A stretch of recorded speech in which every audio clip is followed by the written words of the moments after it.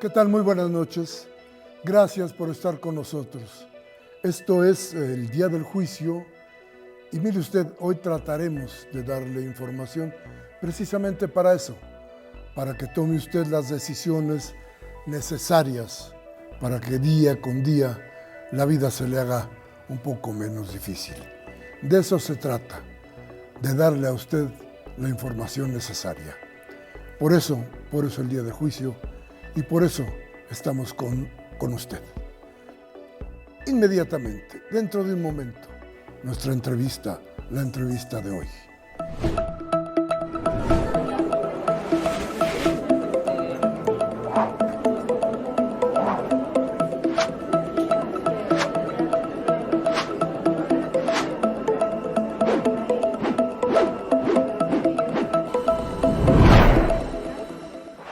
Gracias por seguir con nosotros. Hoy estará con nosotros Benito Mirón Lince. Le puedo platicar a usted que Benito Mirón Lince es un luchador social de toda su vida, de siempre. Desde 1968, desde su paso por la Universidad Nacional Autónoma de México, hasta los últimos años, los últimos momentos, buscando formas y ideas para liberarnos de cargas que nos han dejado algunos malos gobernantes, o muchos malos gobernantes. Por eso le doy la bienvenida hoy a Benito Mirón. Benito, ¿cómo estás? Muy buenas noches. Muy bien, muchas gracias, Miguel, por la invitación. Estamos a la orden. A ver, resulta que ya pasaste por ser diputado, ya fuiste secretario del Trabajo. Has sido un hombre que ha estado pegado a las ideas de izquierda durante toda tu vida, pero hoy traes otro movimiento. Hoy estás en otra idea. Platícanos un poco de esto. Sí, claro que sí, Miguel, con mucho gusto. Efectivamente, tratando de seguir esa trayectoria de izquierda y tratando de contribuir en la medida de las posibilidades de uno a caminar por un cambio verdadero y no desaprovechar la gran oportunidad que se abrió en el 2018 con el triunfo de Andrés Manuel. Nosotros conformamos hace un par de años lo que denominamos la promotora por la cancelación de la deuda pública. ¿Por qué la deuda pública? Porque es un tema, Miguel, es un tema de temas, digo yo. Tiene que ver con todo lo que está sucediendo en el país. Para ubicarlo, déjame señalarte algunas cuestiones por las cuales nosotros dijimos vamos a trabajar por esto. Y qué bueno que estamos en el Día del Juicio, porque aquí es para dar ideas que nos ayuden y que ayuden a tu auditorio a tomar decisiones. Creo que aquí hay decisiones importantes que tomar. ¿Por qué hablamos de la deuda pública? Porque es un asunto que está en el cajón.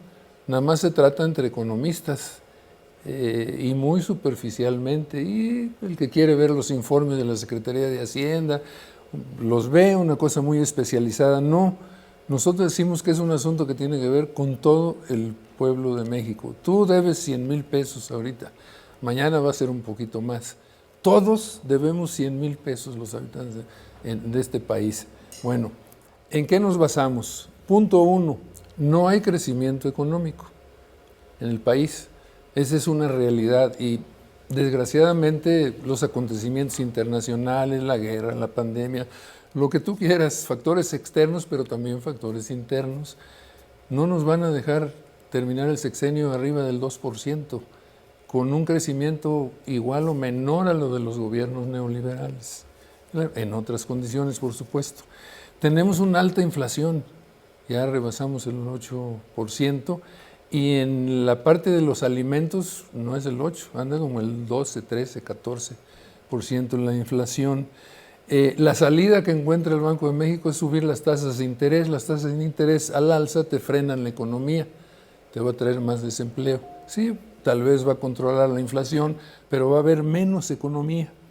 Los programas sociales son muy importantes, es una parte clave del gobierno de la 4T, de sus programas, pero no van a la parte productiva del país. o sea, directamente, me refiero. Aumentan el poder de compra de la población, sí, pero hasta ahí. Los programas productivos son la base para combatir la desigualdad y la pobreza realmente. Entonces, hay que ir por esos programas productivos. Ahora bien, ¿de dónde? Ese es el asunto. ¿De dónde? El presupuesto siempre hay que estarlo estirando y, como dicen, jalas de un lado, descobijas al otro y viceversa, ¿no? Decimos, aquí hay algo grandioso en la deuda. Fíjate, Miguel, el mayor rubro, el mayor gasto de todo el presupuesto que se va en el país es para pagar los intereses y el servicio de la deuda pública. No la deuda, de ninguna manera. Dentro de esa deuda estamos con el FOBAPROA, que ahorita tocamos, si gustas, el tema del FOBAPROA. Pero hablamos en general de esta deuda pública.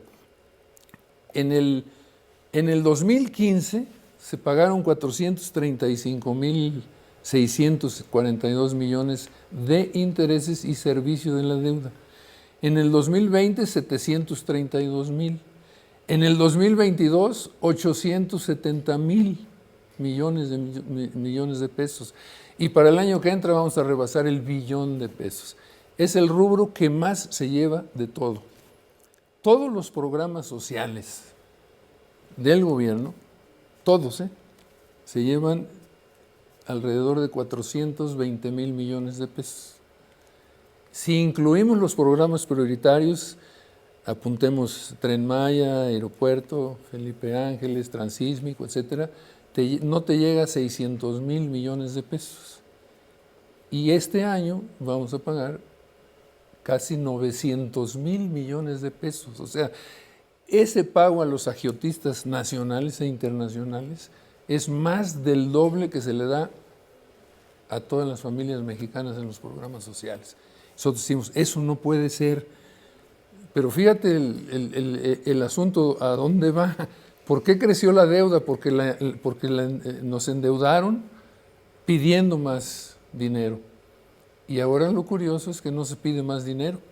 El gobierno de la 4T sí se ha endeudado algo, ¿no? Alrededor de 3,000 y pico millones de pesos, pero no es en comparación con los gobiernos neoliberales, no. Y sin embargo te sigue creciendo la deuda, al grado de que Calderón la deja en números redondos en 5,5 billones de pesos, cuando sale Calderón. Peña Nieto la deja en 10 y cachito. Ya más o menos. 10 billones. Más o menos lo endeudaron igual. Más o menos lo endeudaron igual. Pero Peña Nieto un poco más. Pero ahí viene el problema mayor, Miguel. Y decimos, hay que hacer algo. El sexenio actual va a salir con una deuda mayor calculamos que la de Peña Nieto. O sea, Peña Nieto la deja con 10 billones y cacho, y ahorita estamos llegando a los 14 billones. Lo que está creciendo, fíjate, ¿qué influye? Eso es por los intereses. Claro, interés y servicio, no hay un centavo a la deuda, ni un solo centavo. A ver, nada más déjame que quede claro. Con Calderón se endeudó el país. Y también crecieron los intereses. Por supuesto. Con Peña se endeudó el país en términos altos, digamos, en los dos casos, en el de Calderón y el de Peña Nieto, y se paga la deuda. Aquí estamos endeudándonos en este sexenio poco, pero tienes que pagar la deuda. Es correcto. Eso es lo que quiero que quede claro, es la diferencia entre lo que se endeudó el país en los últimos, en los 2 sexenios anteriores y lo que se ha endeudado en este. Sí. Hay diferencias. Porque cuando dices vamos a terminar con una deuda mayor, debemos de decir por qué es esta deuda mayor. Claro. Porque la deuda mayor viene por los intereses. Estamos así, es claro. Correcto. Ahorita estamos viendo lo que se está dando con los intereses, ¿no? En Estados Unidos mismo, aquí mismo subiendo Banco de México 0.75 cada rato, ¿no? Cada 2 meses las tasas de interés, y eso repercute directamente. Entonces, te llega a tal grado que aunque ya no te endeudes mayormente, la deuda te va a crecer. irremediablemente y se vuelve impagable. El Fobaproa, por ejemplo, mira, para quedar claros, el Fobaproa, que por cierto a mí me tocó, yo era diputado, perdimos por un voto cuando Paoli Bolio se escondió, decimos nosotros, del PAN se escondió, y por un voto se perdió, y venga el rescate, y venga el Fobaproa. ¿Sabes cuánto era el Fobaproa cuando en el 97 que se rescató a este asunto de los de arriba? 555 mil millones de pesos. Llevamos 22 años, Miguel, pagándola, y ahora ya rebasa la deuda del Fobaproa el billón. O sea, ya se duplicó en más de 20 años pagándola. Y la deuda pública es igual, ¿no? La parte que te digo en lo otro, en la deuda, tanto deuda interna como deuda externa te lleva lo mismo. Estás pague, y no hay manera de disminuirla. Entonces decimos, esas deudas son ilegítimas, son inmorales. Y déjame marcar una diferencia muy grande. Los gobiernos neoliberales se robaban muchísimo de ahí. El actual gobierno no. El resultado viene siendo el mismo, no te incrementa, pero en cierta medida es una gran diferencia, pues. Entonces, no hay corrupción en ese sentido ahora para la deuda, pero eso no te evita que la deuda te siga creciendo. Fíjate, nada más para no a echar muchos datos, te voy a dar con Calderón era el 27.8% del PIB, la deuda, eso representaba, con Calderón. En el 2018 era el 44.9% ya del PIB, ahora es el 49.6% del PIB. O sea, tiro por viaje, va para arriba, para arriba, para arriba, y no vamos a terminar de pagarla. Ahora, algunos se asustan, ¿no? Dicen, ay, pero ¿cómo vas a ir por la cancelación y etcétera de la deuda? Se van a llevar los capitales, ¿no es cierto? ¿No? Como dice el dicho, no hay borracho que traiga lumbre. Son muchos intereses que tienen las grandes empresas aquí, nacionales e internacionales, los de arriba, y no es tan fácil, no es tan fácil. Hay antecedentes de negociaciones importantes, por ejemplo en Ecuador, en el periodo de Correa, hizo una negociación muy interesante, muy importante. Les dijo así muy brevemente te digo eso, les dijo a los acreedores, no pago, son bonos, ¿no? No pago, no tengo para pagar los bonos. Entonces los poseedores de bonos se pusieron nerviosos y empezaron a querer vender los bonos y obviamente los bonos bajaron de valor. Nadie quería comprar esos bonos, se van para abajo y el gobierno de Ecuador les dice, yo te los compro. Y se ahorró el 80%, compró los bonos baratos de estas deudas, de que no, en el mercado ya no los querían comprar y no pasó nada, no pasó nada. Pero además es una necesidad imperiosa sacar dinero de algún lado. O sea, el presupuesto no nos va a alcanzar. Los programas sociales son muy buenos, pero son un paliativo. Necesitamos grandes inversiones al campo. Mira, te voy a dar este dato que es bien importante. Fíjate, México es el primer país importador de maíz en el mundo. Importamos alrededor de 7.5 millones de toneladas de maíz, de como 40 y tantos que consumimos. Este dato es impactante, ¿eh? La superficie de siembra, en general en el país, ha decrecido para todo tipo de siembra. De 22 millones de hectáreas en 2014, en 2018, del 2014 a 2018, en 2020, por cambios climáticos, etcétera, se redujo a 18, de 22 millones se redujo a 18, o sea, estamos sembrando menos, Miguel. El presupuesto de la SADER, así es la necesidad, en estos 3 años se redujo en un 40%. En total de granos y oleaginosas se importaron en 2021 38.7 millones de toneladas, 10.8% más que en 2020, menos que en 2020. Y en menos de un año los fertilizantes han subido de precio un 100%. Ese es el panorama mundial y nacional que tenemos. Hay manera de hacerlo, hay legislación internacional, incluso el propio Banco Mundial y el Fondo Monetario Internacional han manifestado que a raíz de la pandemia a 70 países subdesarrollados podían, algunos lo han hecho, pedir la suspensión del pago de la deuda pública. En México se puede hacer. Nuestro presidente, y qué bien, incluso intervino en la renegociación de la deuda en Argentina, con Alberto Fernández, renegoció con el fondo, con todos sus bemoles, pues, en fin, pero ahí estuvo. Entonces decimos nosotros, ¿por qué no renegociar? ¿Por qué no plantear una renegociación de la deuda pública en México? 2 años, Miguel, te deja cerca de 2 billones de pesos. 2 años que tú suspendieras y nada más hay que imaginarse 2 billones de pesos metidos a los programas productivos, al campo, al trabajo, a todo.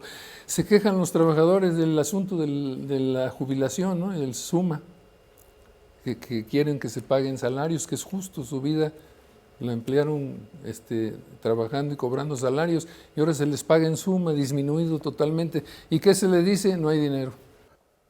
Lo que nos ha contado Benito Mirón este día, los datos con los que ha sostenido la tesis de que tiene que haber una suspensión en el pago de la deuda, nos muestran un país que tiene muchos bemoles, un país que tiene grandes posibilidades de meterse en un conflicto económico fuerte. Pero también no sé hasta qué punto, y eso es lo que le voy a preguntar a Benito en este momento, ¿qué tanto podemos también meternos en un problema internacional con la cuestión del pago de la deuda? Sí, sucedió en Ecuador, sí, sucedió en Argentina, sí, puede suceder en México. A ver, hace unos días te has sido perfectamente testigo de cómo el simple hecho de tratar de mantener la soberanía en la cuestión energética en el país ha levantado una inmensa ola de críticas por parte de cierto núcleo de la prensa en México, una serie de protestas por parte de las empresas de Estados Unidos y desde luego la respuesta del gobierno mexicano que dice no va a pasar nada. Pero ese no va a pasar nada también plantea que hay una reacción por parte de quienes no están de acuerdo en perder privilegios. ¿Cuál sería la reacción, Benito, de todo lo internacional, de los bancos y lo demás, por tomar una medida como la que tú estás planteando? Ni Ecuador, ni Argentina tenían una deuda como la que tiene México.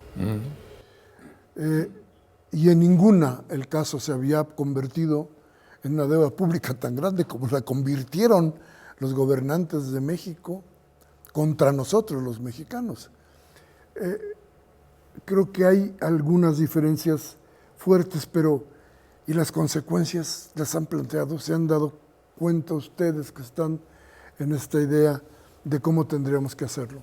Que la posición nacionalista en defensa de la soberanía del país que está llevando a cabo hoy el presidente de la República en asuntos de la industria eléctrica, de los energéticos, es un asunto grandísimo. Ahí puedes decir cuántos intereses se están poniendo, no en riesgo, se están dañando, ¿no? Se está en contra de esos intereses, claro, y hay que estar en contra de esos intereses. La soberanía de un país no tiene precio, Miguel.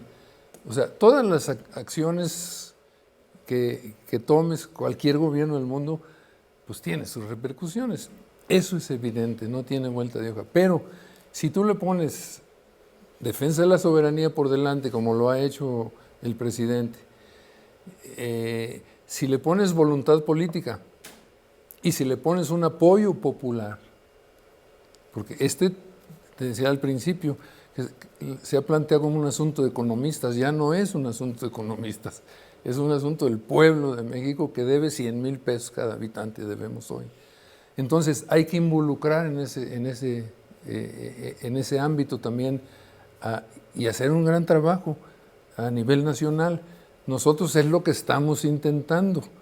El domingo iniciamos una campaña y la promotora tiene presencia en alrededor de 25 estados de la República y vamos a instalar mesas todos los fines de semana para recabar firmas. Vamos a hacer una campaña en redes sociales también para recabar firmas, para que todo el mundo se vaya enterando como se hace en el día del juicio y que la propia gente vaya teniendo conciencia de lo que se trate. Y los antecedentes, pues cuando se está en contra de algo te puedes ir a Juárez, que suspendió el pago de la deuda y nos costó una invasión, ¿no? Y una guerra, pero también te puedes ir al sexenio del general Lázaro Cárdenas, se suspendió la deuda, el pago de la deuda, reservaron, no se dio préstamos a México en esos años y México fue para arriba en esos años, no fue para abajo. Entonces, yo no le veo, sí hay un riesgo, siempre lo va a haber, en el riesgo de las especulaciones, pero hasta ahí, no va a pasar de ahí. Y en el último de los casos que los grandes digan, ahora no te presto dinero, pues no necesito, si yo voy a tener 2 billones de pesos que no te estoy pagando. O sea, nos saldría hasta mejor, en serio, que no nos pagaran, que dijeran no me pagues, pues es lo que estamos peleando. Entonces, riesgos sí hay, siempre los va a haber, Miguel, pero yo no veo que vaya a afectar de ninguna manera así a nivel complicado la economía. Ojo, la situación del propio Ecuador, pero más de Argentina, pues es un país quebrado, con problemas muy fuertes, con incapacidad de pagar la deuda y que sí puede sufrir más una posición de afuera. México no está en ese caso. Tenemos el peso fuerte, controlado, la economía mal que bien, aunque no está creciendo, pero ahí la llevamos. Desde luego el panorama no es muy halagador, ¿verdad? Pero estamos en la lucha, no estamos en situación de quiebra. Las reservas del Banco de México en 200,000 millones de dólares. Tenemos de sobra por dónde salir. Y te decía hace rato, no hay borracho que traiga el lumbre. Las empresas tienen que aguantar, como van a aguantar en el asunto de la industria de los energéticos. Vas a ver que no va a pasar nada. Sí va a haber presiones, te subo los aranceles. Y por ejemplo, ¿podríamos aguantar un bloqueo? Estamos hablando de maíz y lo que importamos de maíz. Sí. ¿Podemos aguantar un bloqueo? Por supuesto, si lo producimos nosotros, ¿cómo no vamos a aguantarlo? Pero yo te aseguro que no habría un bloqueo, o sea, no se llegaría a ese extremo. Yo estoy convencidísimo de eso. No se llegaría.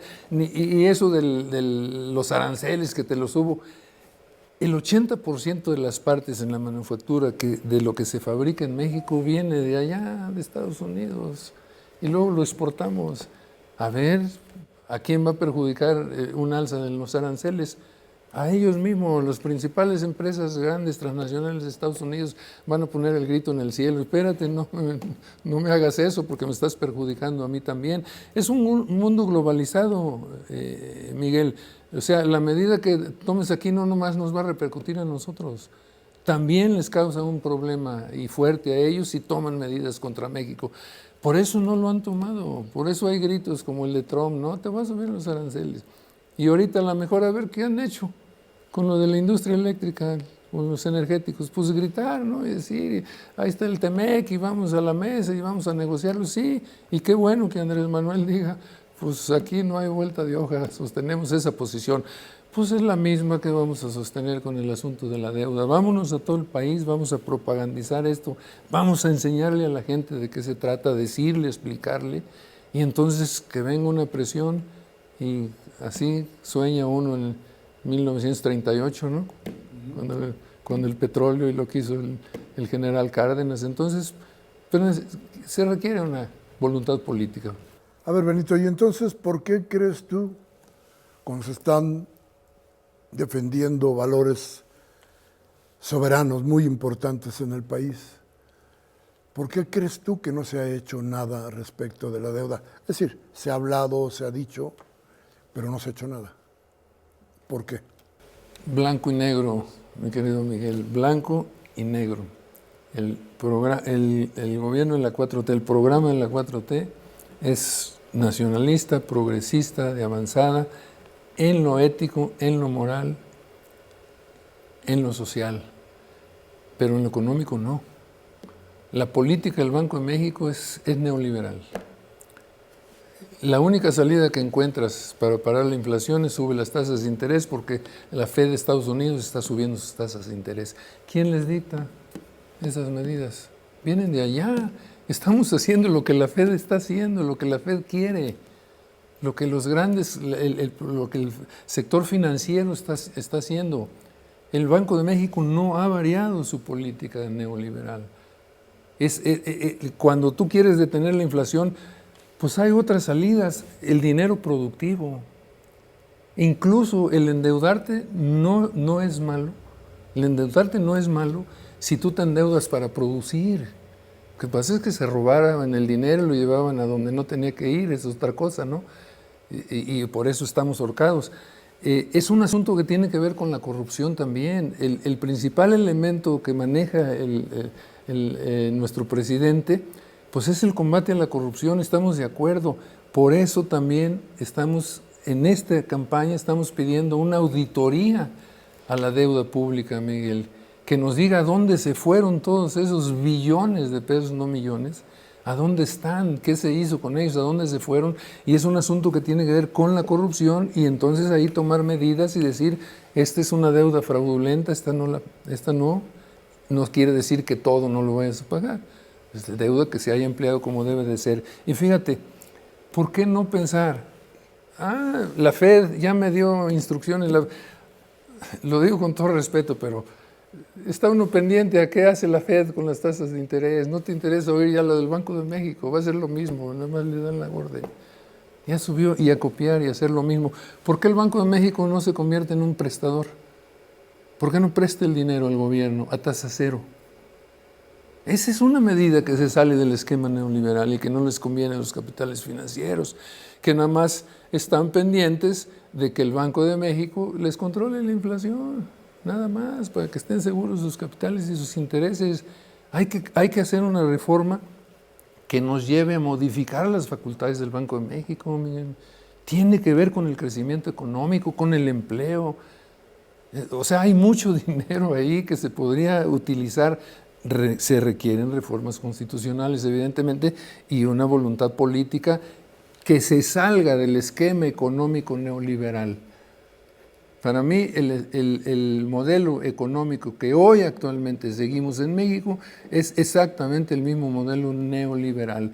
El Banco de México, yo quisiera que alguien me dijera la diferencia de Banco de México, de la Secretaría de Hacienda, de los gobiernos neoliberales al gobierno actual.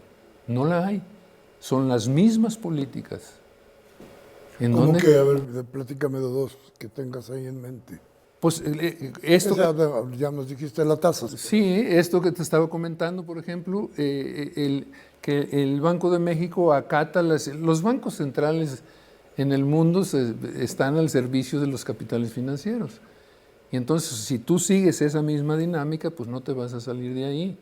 Entonces, pero son cosas fundamentales, claves. Te digo, otra, es esta, que ¿por qué no presta el Banco de México? ¿Por qué pero entonces hasta tasa cero es regalar dinero. No. Tú lo que quieres es que se regale el dinero. No es regalado el dinero. Pues es tasa cero. Pero es dinero nuestro, lo maneja el Banco de México, nada más que lo utiliza para proteger los capitales internacionales o nacionales, los grandes capitales de las grandes empresas. De los que manejan los bonos, ellos están tranquilos con eso. Ellos entrarían en un momento de intranquilidad, que, caray, ¿cómo que el Banco de México está bajando sus reservas, está prestando? Pues ¿por qué no? ¿Por qué no? Cambiar la política económica, Miguel, es decir, los programas sociales tienen su espacio y son nada más mientras desarrollo.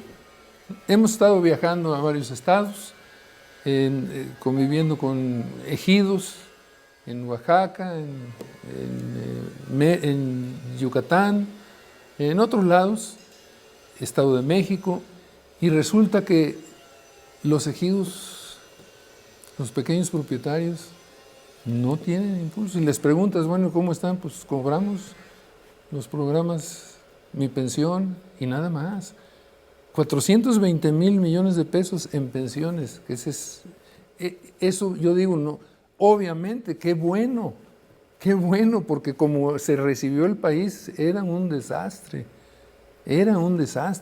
Entonces, está bien, primero los pobres, ¿no? Entonces necesitamos políticas económicas, Miguel, que digan, ya no primero los pobres, que digan cada vez menos pobres. Y el cada vez menos pobres no lo vas a hacer con programas sociales, lo vas a hacer con programas productivos. Mire, es difícil enfrentarse a ciertas realidades en México. Realidades que pesan, que nos ahorcan, que dan idea del desastre que fueron los gobiernos que estuvieron anteriores, de la inmensa ola que causaron, inmensa ola de pobreza, inmensa ola de angustia que causaron sobre la población esos gobiernos y que de muchas maneras no se ha podido frenar durante este gobierno. Sí, se han tomado medidas, sí han ido en retroceso muchas de esas medidas que han sido graves para el país. No hay varita mágica. No hay mañana despertamos. Hay que vivir con esas consecuencias, pero tratar de que eso nos afecte lo menos posible. Y por eso estamos comentando y estamos platicando hoy con Benito Mirón Lince. Benito Mirón Lince, que va a poner, junto con el grupo que propone la suspensión del pago de la deuda, van a poner mesas para que usted se acerque y se entere de qué está pasando, se entere de qué está sucediendo con el país y pueda usted ser parte de las soluciones que puede tener este gravísimo problema de la deuda que, como usted sabe, se nos puso encima en los gobiernos, principalmente de Salinas y Zedillo. A ver, pero ¿dónde está todo ese dinero? Porque hablamos de cantidades que yo no tengo ni la menor idea de dónde quepan. ¿Cuántas bodegas se llenarían o cuántos cuartos se llenarían con billetes de $1,000 pesos si tratáramos de explicarnos cuál es el total de la deuda? No lo sé. No me imagino cómo tendría que poner, pero lo que sí veo, le decía yo hace un momento antes del corte, lo que sí veo son los aviones que surcan el espacio y que no son comerciales. Pero sí sé de los yates y de los viajes. Pero sí sé del enriquecimiento, y usted lo sabe también, de muchos de los que fueron funcionarios en los sexenios pasados. Sí sabemos de cuántos están en la cárcel, pero también sabemos de los que siguen en la impunidad. Por eso, Benito, preguntarte, ¿y cómo se haría la auditoría? ¿Cómo le harían para tratar de saber qué pasó con el dinero? Sí, bueno, en primer lugar, sacar esto adelante, enterar a la gente y decimos, estamos en época de consultas, poner a consulta después, en un tiempo determinado, vamos a poner en consulta, ya que la gente esté enterada, vamos a poner en consulta a ver si seguimos el asunto de cancelar. Y no es la deuda, son los intereses. Los intereses de la deuda nada más, porque la deuda no la estamos pagando, ¿no? Son el servicio y los intereses. Entonces, una consulta nacional, así como se han hecho para otras cosas, que la verdad otras consultas, bueno, son relativas, ¿no?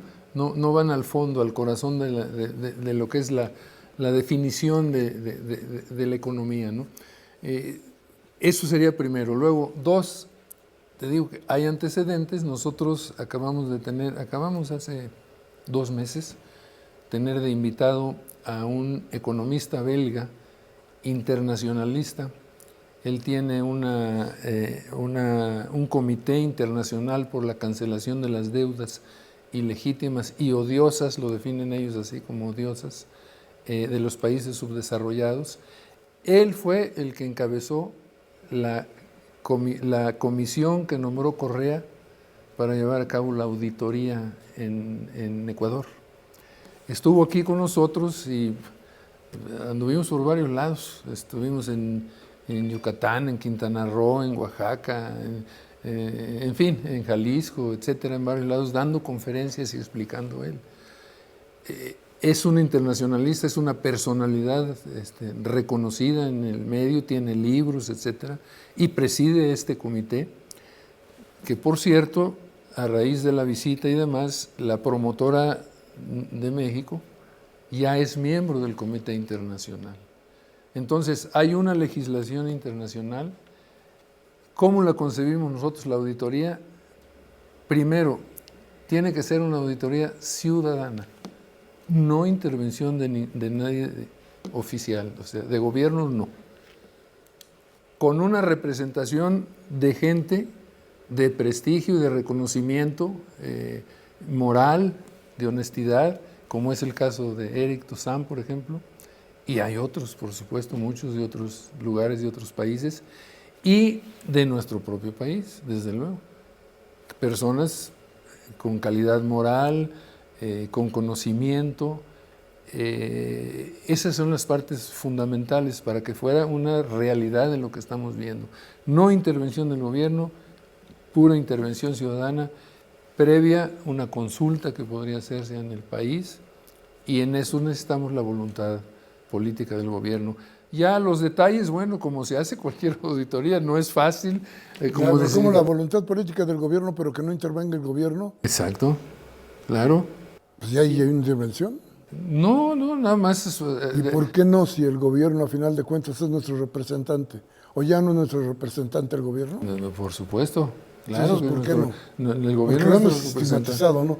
Las organizaciones civiles han estigmatizado los gobiernos en general, sí. No solamente los gobiernos en general, sí. Pero eso lo que ha hecho es restar la posibilidad de intervención del gobierno en muchas cosas que son importantes, por ejemplo los precios, ¿no? Sí, claro. Por decirlo de alguna manera. Pero ¿por qué no? ¿Por qué no darle la confianza al gobierno que todos elegimos para que también esté ahí el interés de todos nosotros? Por una razón muy, muy sencilla. No es, si fuera un gobierno de los otros, pues claro que te diríamos, ¿por qué no, verdad, el gobierno? Porque no saldríamos como debe salir la auditoría. ¿Por qué? Porque decimos que hay que sacar del cajón de los escritorios de la tecnocracia estos temas, porque tienen que ser un tema del pueblo, de la gente en general, no por desconfianzas hacia este gobierno. Finalmente, en una auditoría, yo entiendo que si llegáramos a eso, ojalá, pues yo en lo personal no me opondría que hubiera un representante del gobierno, ¿no? Eso sin duda, pero sí necesitamos la intervención en cuanto a la aportación de los datos, porque tú llegas y ¿quién te va a dar los datos? ¿No? Pues la Secretaría de Hacienda, Banco de México, etcétera, etcétera, todas las instancias de gobierno. Entonces sí tiene que haber una voluntad política del gobierno, pero debe de ser un asunto de los ciudadanos, así de simple, con esa intervención que sería necesario, insisto, y no por desconfianza. Ahora también, déjame decirte algo, porque luego en algunos lugares nos dicen, no, pero es que ustedes están en contra del gobierno. No, al contrario, estamos a favor. Andrés Manuel se plantea que es necesario el combate a la corrupción a fondo, esté donde esté. En la deuda está la corrupción. Hay que ir por ella, hay que ir atrás de él. Estamos apoyando al presidente. No hay recursos para este sector, etcétera, todos los sectores. Hemos hecho foros y dirigentes del campo, de los trabajadores de salud, de ciencia y tecnología, todos se quejan de que falta presupuesto. Entonces, decir, nosotros estamos del lado de la 4T, estamos del lado del presidente de la República. Queremos ayudar desde la ciudadanía a que haya una actuación a fondo contra la corrupción, así como la está llevando él en muchos sectores. Pero aquí está yo te aseguro que, bueno, el presidente planteaba, y sí resultó, ¿no? que de la corrupción se iban a obtener como 500,000 millones de pesos. Y sí, fue pues de la deuda, mucho más, pero muchísimo más. Entonces, de estos intereses de la deuda, si se hace una real... Es decir, ustedes como un apoyo realmente para el gobierno, es urgente, es para la gente, ¿no? Así es un apoyo a la 4T en materia de corrupción, en materia económica y en materia de presupuesto, es decir, falta... ¿Cuánto llevan trabajando en esto, Benito? Esta promotora se constituyó en septiembre de 2019. Íbamos bien encarreraditos, se atravesó el coronavirus y nos detuvo un poco, aunque seguimos haciendo reuniones por Zoom, etcétera. Y ahora ya estamos en plena actividad nuevamente ya presencial, ¿no? Ya todos vacunados y con las precauciones del caso que siempre hay que tener, pero seguimos trabajando fuerte en eso. Te preguntaba esto porque ¿tendrán ustedes una idea de cuánto fue lo que se robó de todo lo que pedimos prestado? ¿Pedimos prestado? Pedimos prestado, pues sí. Buena pregunta, Miguel. Eso yo se lo dejaría al resultado de la auditoría, pero si tomas en cuenta otras cosas, pues te das cuenta que robaron, pero de lo lindo, ¿no? Por todos lados, donde apretabas, en todos lados. Pues ahí está el ejemplo que pone el presidente. Si yo me ahorro en esto, 500,000 millones de pesos, o voy a obtener, ¿no? Entonces, lo que decimos es que de este asunto saldría mucho más, se fortalecería el gobierno de la 4T y el presidente tendría mayores recursos. Y lo que tú decías es claro, va a haber opositores a eso, va a haber el diablito por acá que esté asustando, ¿no? a las autoridades. No, mira, si haces esto va a pasar esto. Pero pues hay que poner el angelito, que es el pueblo del otro lado, y decirle no. Y algo bien importante, Miguel, hemos oído de manera permanente casi que Andrés Manuel dice, yo el único amo que tengo es el pueblo. Y al único que obedezco es al pueblo.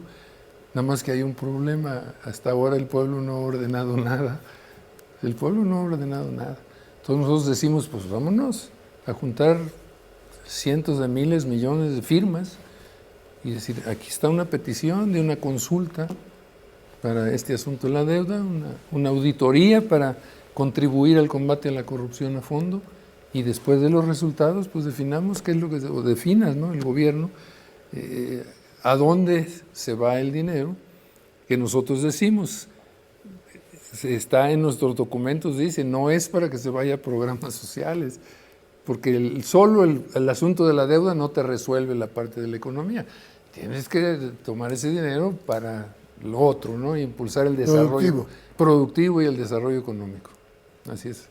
Bien, pues en este programa escuchó usted a Benito Mirón Lince platicarnos de otra lucha, de una lucha que tarde o temprano se tiene que dar, porque si el monto del servicio de la deuda sigue creciendo como está creciendo, se endeude el país o no, es decir, si se pida prestado más o no, solamente el pago de los intereses irá incrementando esto, en algún momento se tiene que enfrentar.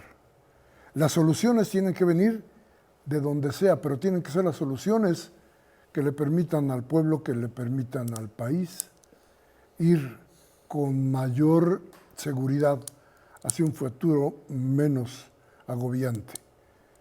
Entonces, plantearnos hoy lo que dice Benito Mirón Lince respecto de la deuda es importante para usted y es importante para nosotros. Por tanto, gracias Benito por estar con nosotros, gracias por haber venido aquí y le doy las gracias a usted por estar en este día del juicio. Soy Miguel Ángel Velázquez y le recuerdo, tengo algo que informarle.